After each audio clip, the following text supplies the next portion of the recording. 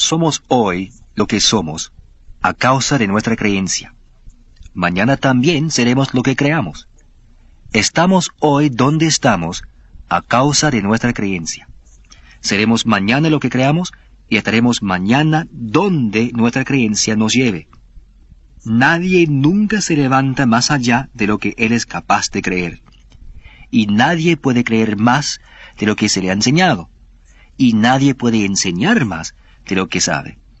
En 1 Corintios, capítulo 12, versículo 2, se expone ante nosotros esta gran verdad para que la comprendamos. Escuchen esto, 1 Corintios 12, 2. Sabéis que cuando erais gentiles, se os extraviaba, llevándoos como se os llevaba a los ídolos mudos. Ellos servían a los ídolos mudos, eran ídolos de madera o de piedra. La razón por la cual servían a estos ídolos era que alguien les había llevado a servir ídolos. ¿Cómo se os llevaba? Nadie llega más allá de donde se le lleva. Nadie puede creer más de lo que se le enseña. Ustedes creen lo que creen por lo que se les ha enseñado. Ustedes piensan como piensan por la manera en que se les ha llevado. Una vez que uno tiene la grandeza de las promesas de Dios y uno las cree, la capacidad de Dios es igual a su voluntad y siempre se producirá en el mundo de los sentidos. Hay una sola cosa que derrota al creyente. Solo una, en el mínimo común denominador, cuando se le quitan todos los velos y todos los adornos y llegamos al mínimo común denominador, hay una sola cosa que siempre derrota al creyente y le impide manifestar la vida en abundancia, y eso es el temor. El temor es el único enemigo del creyente en el mínimo común denominador. Por eso me refiero al temor como el enemigo más grande del hombre. El temor es arena en la maquinaria de la vida. Cuando tememos y dónde tememos, no podemos, simplemente no se puede creerle a Dios y tener fe. El temor ha echado a perder más ministerios y más vidas cristianas que cualquier otra cosa en el mundo. Los hombres tienen maravillosos ministerios, se presentan y quieren hacer cosas maravillosas para Dios y declarar la grandeza del poder de Dios. Y aquí, muchos, encontrándose dentro de la iglesia, antes de darse cuenta, son dominados por la maquinaria del sistema organizado y están atados, restringidos, ligados. Quisieran realmente hacer algo, pero no pueden progresar con sus ministerios porque tienen miedo. El doctor ha aconsejado a muchos, pero a muchos ministros a lo largo de los años, y si hay una cosa que les ha derrotado, ha sido el temor. Les da miedo embarcarse en algo por lo que alguien puede decir, o porque alguien les puede pedir su renuncia y decir, bueno, si no hace tal o cual cosa, se puede largar de aquí. Las personas son las que causan el temor, y este temor ata a los hombres. Tienen ministerios verdaderos, pero los ministerios dentro de estos hombres son inmovilizados a causa del temor. Es por eso que el temor ha arruinado más ministerios que cualquier otra cosa que yo conozco. Temen lo que el diácono principal o lo que el anciano principal de su congregación va a decir. No sé por qué, ya que ni los diáconos ni los ancianos no hacen nada, así que ¿por qué tenerles miedo? Pero esto es lo que ata a los hombres, esto es lo que les tiene ligados. Es por eso que el temor ha arruinado a más ministros que cualquier otra cosa en el mundo entero. Y ha arruinado más vidas de personas cristianas que cualquier otra cosa que yo conozca. Ahora, hemos hablado de la ley del creer, la ley más grande del mundo. Creer es un verbo, y un verbo connota acción. Y siempre vamos a estar creyendo, o positiva o negativamente, porque todo en la vida depende de la creencia. Y cuando la gente cree negativamente, su creencia negativa es tanto creencia como lo es la creencia positiva. Por eso tenemos que reconocer la ley del creer tanto del lado negativo como del lado positivo. Del lado negativo, esta ley del creer funciona con una exactitud matemática y una precisión científica. Porque temer es creer. Temer es creer. Es una ley. Creer es una ley. A medida que usted cree, recibe. Pues todo creer es igual a recibir. Y todo recibir es igual a creer. Del lado negativo, del creer, temer es creer. Pero es creer al revés. Así que produce resultados erróneos, porque es creencia errónea. Produce resultados negativos. Pero el punto que yo quiero que ustedes comprendan con mucha claridad es que temer es creer. funciona con la misma ley de exactitud matemática y precisión científica con que funciona el lado positivo. En esta clase quisiera tratar primero el lado negativo, para hacer que este tema sea vivo y real para ustedes, para que vean que temer es una ley. Por ejemplo, si usted teme por su trabajo, si tiene miedo de no ser capaz de guardarse empleo, ¿sabe lo que le sucederá? Perderá su empleo. Si se le tiene miedo una enfermedad, eso sí que le tenemos miedo hoy en día, ¿verdad? Todos los días se nos dice que tengamos cuidado de esto, porque de lo contrario esto nos va a enfermar, o que hagamos esto porque de lo contrario nos va a alcanzar. Si usted tiene miedo de contraer una enfermedad, le apuesto que usted la contraerá, porque la ley es que lo que usted teme, eso recibirá, porque es creer, es creencia. Las personas temen al futuro, temen a la muerte. El temor siempre encierra, el temor siempre esclaviza, el temor siempre ata. Por eso es una ley. Esto nos ocurre porque es una ley. Y esta ley funciona tanto para el santo como para el pecador. No tiene nada que ver con que seamos cristianos o no cristianos, creyentes o no creyentes en Cristo. No tiene nada que ver con eso, debido a la ley del creer. Que cualquiera que diga a ese monte, vete de aquí, y si cree lo que dice y no duda, él va a recibir lo que cree. Así que cuando usted cree con temor, usted va a recibir los resultados o las consecuencias de su creencia. Voy a llevarles a la palabra para mostrarles nuevamente esta gran verdad. El Evangelio de Juan, capítulo 9, versículo 1. Al pasar Jesús, vio a un hombre ciego de nacimiento. Aquí en el Evangelio de Juan tenemos el relato de cómo fue sanado un hombre ciego de nacimiento. Cientos de años antes, Isaías había profetizado que cuando llegara el verdadero Mesías, él haría un milagro que jamás se hubiera hecho antes, y este milagro sería la prueba de que él era el Mesías prometido de Dios. Y este milagro sería que le abriría los ojos a un hombre ciego de nacimiento. Este es el relato en el Evangelio de Juan, en el capítulo 9. El relato de cómo fue sanado este hombre ciego de nacimiento. No les voy a leer el capítulo entero ahora, eso lo hago en la clase avanzada. Pero en las clases fundamentales sobre poder para la vida abundante, queremos cubrir esta gran ley de creer del lado negativo para comprenderla.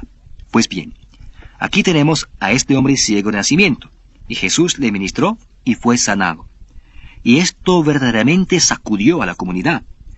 Nos dice el versículo 8 que lo primero que hicieron, después que fuera sanado este hombre, fue llamar a los vecinos.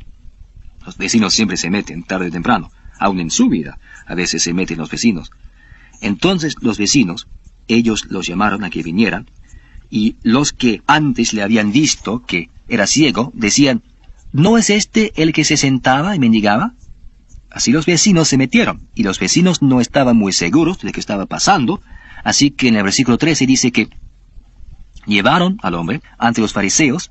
Ahora los fariseos, los jefes del templo, de las sinagogas, ellos también se meten. Y en el versículo 18 de este capítulo 9, los judíos, los fariseos, no creían que él había sido ciego y que había recibido la vista hasta que llamaron a los padres del que había recibido la vista. Ahora se meten los padres, primero los vecinos, luego los jefes del templo, de las sinagogas, los líderes religiosos, aquellos que mandaban en su religión, les llamaron y ahora llaman a los padres. Llaman a los padres, qué revuelo, ¿verdad? Llaman a los padres del que había recibido la vista. Versículo 19, y les preguntaron diciendo, ¿es este vuestro hijo, el que vosotros decís que nació ciego? ¿Cómo pues ve ahora? Díganos, ¿cómo es que ve ahora? El versículo 20, y sus padres respondieron y les dijeron, sabemos que este es nuestro hijo, y que nació ciego, pero cómo ve ahora no lo sabemos. O quién le haya abierto los ojos, nosotros tampoco lo sabemos. ¿Qué edad tiene? Preguntad de él hablará por sí mismo. Versículo 22, y escuchen atentamente. Esto dijeron sus padres, porque tenían miedo de los judíos, por cuanto los judíos ya habían acordado que si alguno confesase que Jesús era el Mesías, fuera expulsado de la sinagoga. Por eso dijeron sus padres, edad tiene, preguntadle a él. Dios mío, ¿qué cosa más increíble es esta? Póngase cada uno de ustedes en el lugar de ellos. Si usted tuviera un hijo ciego de nacimiento, y digamos que tuviera alrededor de 40 años de edad, y Dios lo libera, y lo sana de su ceguera, me parece que como padre, lo mínimo que usted podría hacer es decir, sí Señor, Jesucristo lo sanó. Pero estos padres no dijeron eso. ¿Por qué no pudieron reaccionar como se espera de unos padres? Una cosa les detuvo e impidió que se presentaran como se hubiera esperado de ellos, y eso fue que estaban llenos de miedo, por miedo de los judíos. El temor los esclavizó, el temor los encerró, el temor no dejó que estos padres fueran los padres que realmente debieran haber sido. Por eso dijeron, ¿edad tiene? Preguntadle a él. ¿Se dan cuenta? El temor siempre encierra, el temor siempre esclaviza, el temor siempre nos hace ser menos de lo que verdaderamente deberíamos ser. Claro que hoy en día no importa mucho si se está de acuerdo con la más alta jerarquía en el campo espiritual o no. Si es de acuerdo con ellos, otro grupo estará muy contento de recibirlo. Pero estos judíos ya se habían puesto de acuerdo en que si alguien decía que Jesús era el Cristo, sería la sinagoga. Ahora, esto no significa mucho hoy en día, porque si le echan de una iglesia, la iglesia en la otra esquina lo recibirá con los brazos abiertos. Le echan de aquí y alguien más le recibirá allá. Pero no era así en la Biblia. Cuando el hombre era condenado al ostracismo, era excomulgado de la sinagoga, no podía comprar pan, no podía comprar nada, no podía ir al centro de la ciudad, ni podía ir acompañado. Cuando caminaba de un lado de la calle, todos los demás caminaban del otro lado. No podía ir a la sinagoga y no podía ir a los lugares que frecuentaba antes. ¿Se dan cuenta ahora por qué los padres estaban atrapados, estaban esclavizados por miedo de lo que les pudiera suceder? En Juan capítulo 20 tenemos el relato de los apóstoles, y quiero leer este relato con ustedes. Vayan al Evangelio de Juan, y en el capítulo 20, el versículo 19 dice: Cuando llegó la noche de aquel mismo día, este es el día de lo que se llama la aparición de resurrección de Jesucristo. El primero de la semana, estando las puertas cerradas, en el lugar donde los discípulos estaban reunidos por miedo de los judíos, vino Jesús. Y puesto en medio les dijo: Pasa vosotros. Las puertas estaban cerradas. Los apóstoles estaban tras puertas cerradas. ¿Por qué? Por miedo de los judíos. Miren, el temor siempre nos pone tras puertas cerradas, siempre nos encierra, siempre nos esclaviza. El temor da resultados, pero son resultados negativos, son resultados al revés, justamente lo opuesto de los resultados positivos. Hace años hubo un ministro, conocido del doctor, cuya esposa había fallecido. Tenía 7 o 8 hijos, no recuerdo exactamente cuántos niños eran. Como un año después, se casó con otra mujer que tenía 4 o 5 hijos propios y todos vivían muy felices, muy contentos. A casi 2 cuadras de distancia vivía una mujer que tenía un solo hijo. Y esta mujer, con solamente un hijo, vivía permanentemente frustrada, siempre nerviosa, siempre temerosa. Mientras que el ministro y su esposa, con su montón de chicos, parecía que de una manera u otra nunca les pasaba nada. Bueno, sí, quizá de vez en cuando llegaban con el ojo morado, con la nariz sangrando, pero ellos simplemente vivían. Pero esta mujer, con solo un hijo, ella era la mujer más frustrada y más nerviosa que jamás hayan visto. Semana tras semana y mes tras mes empeoraba. Cuando el niño empezó a ir al jardín infantil, ella cruzaba la calle con él y lo llevaba a la escuela por miedo de que lo atropellara un coche. Cuando el niño estaba en el primer grado, siguió haciendo lo mismo. Así como cuando estaba en el segundo grado y en el tercer grado. Un día fue a ver al pastor y le dijo: No entiendo por qué estoy tan nerviosa, afligida todo el tiempo. Tengo solo un hijo, es el único que tengo que cuidar y usted tiene todos estos niños y aparentemente nunca les sucede nada. Y simplemente viven abundantemente. ¿Y saben ustedes lo que le respondió? El pastor dijo: Señora, así es como lo hacemos nosotros. Nos reunimos todos alrededor de la mesa al desayuno, ya que es la única oportunidad que tenemos para estar reunidos en familia, y cuando estamos todos sentados alrededor de la mesa, yo oro. Todo el mundo guarda silencio y yo oro. Y oro así: Señor, aquí estamos todos juntos en el desayuno. Ahora, Señor, decía él, todos van a salir a la escuela y a otros lugares hoy, así que lo que voy a hacer con esta familia, Señor, es que te los encomiendo a todos ahora mismo. Amén. Hombre, inmediatamente después de entregar al Señor se dice amén, muy rápidamente, porque uno no quiere tomarlos de vuelta. Él se los entregaba al Señor. Literalmente, él se los soltaba y permitía que Dios los cuidara. Y esos niños lo pasaban admirablemente.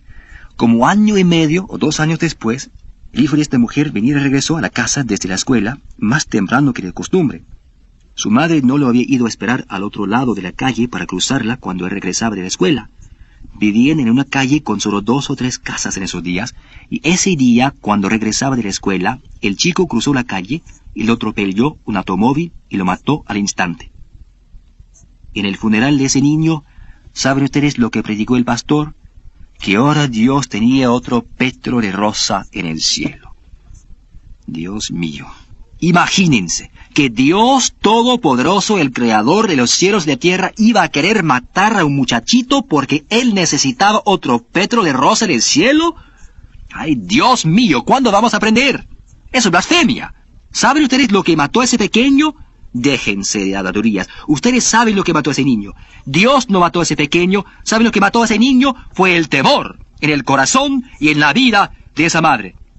Porque tenía un miedo espantoso de que algo le iba a ocurrir a ese pequeño Juanito.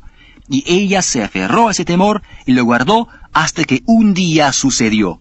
¿Por qué? Porque es una ley. Es una ley. Eso que usted teme es exactamente lo que va a recibir. Ella tenía miedo de que su niño iba a morir. Tenía miedo de perderlo. Y eso es justamente lo que le sucedió. Dios no lo hizo, ella lo hizo, con su propia creencia negativa.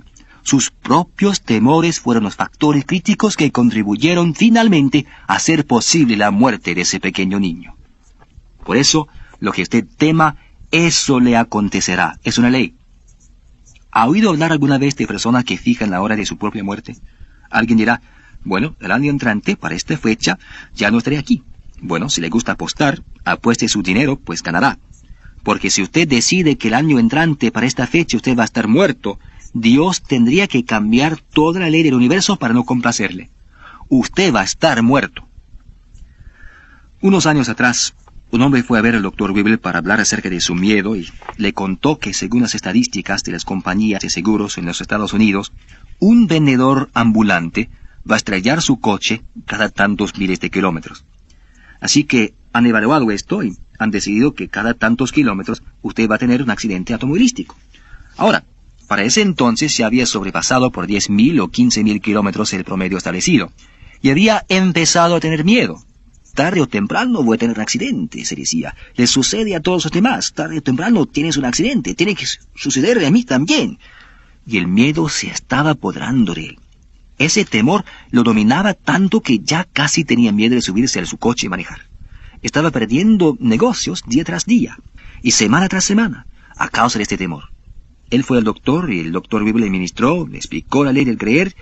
Él creyó la palabra de Dios y que yo sepa, hasta la fecha nunca ha chocado su coche. El mundo entero que nos rodea provoca temor en la gente. La psicología que prevalece en nuestra sociedad hoy en día es el miedo.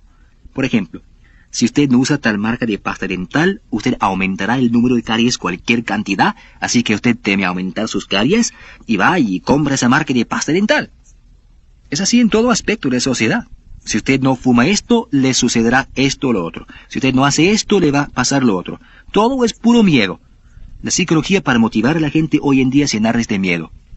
Hablando de no fumar esto, porque le va a suceder esto o lo otro, eso me recuerda una vez que el doctor viajaba en auto hacia Indianápolis, Indiana. Se acercaba por la carretera y vio este gran letrero caminero, uno de esos letreros grandes y impresionantes, y enfrente de este letrero, en la colina, al otro lado de la carretera, había un cementerio. Y subiendo el cerro ese día, todo lo que podía leer en la parte superior de este letrero era «Billones fuman ahora». Bueno, me alegro de que no nos paguen por nuestras historias. ¿Alguna vez han visto ustedes un periódico? Ustedes lo han hecho. ¿Se han fijado en los periódicos de lo positivos que son? Sí, cómo no, positivos. Un 90% de lo que alguna vez se haya leído en un periódico ha sido negativo. Los titulares y los encabezamientos negativos, los artículos negativos, accidentes automovilísticos, asesinatos, suicidios, todo negativo. ¿Por qué? Porque de esto ha estado viviendo la gente. Hemos estado viviendo de negativos por tanto tiempo que cuando alguien viene con una dieta positiva, inmediatamente pensamos que está medio chiflado porque por supuesto nosotros tenemos razón. Por eso sufrimos ansiedades, frustraciones, etc. Porque vivimos del temor. Y el temor es una ley. Usted toma ese periódico matutino y mira, y es negativo tras negativo. Los noticieros de radio, de televisión, un negativo tras otro porque todo es temor, temor, temor. Esta ley de temor funciona con exactitud matemática y una precisión científica. Es una ley.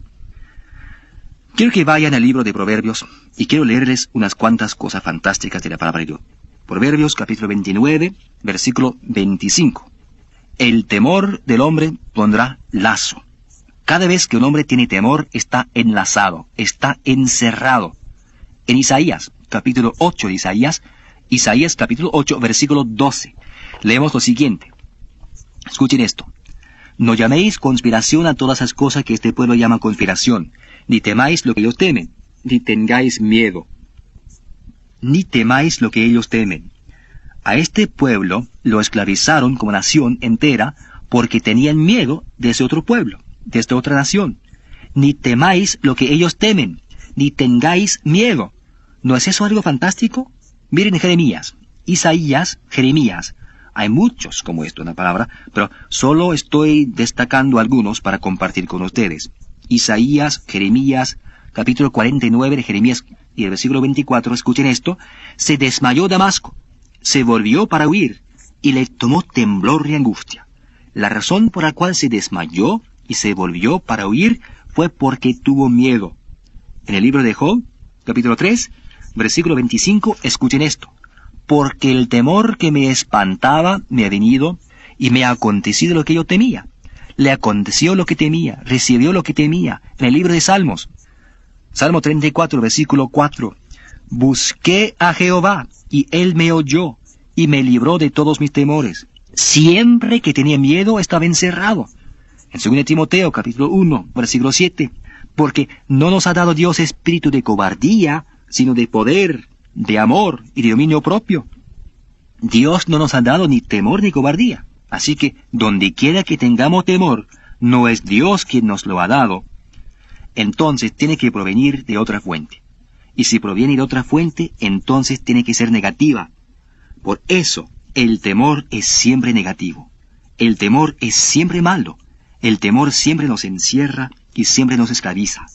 Pero recuerden que temer es creer, y funciona con una exactitud matemática y una precisión científica.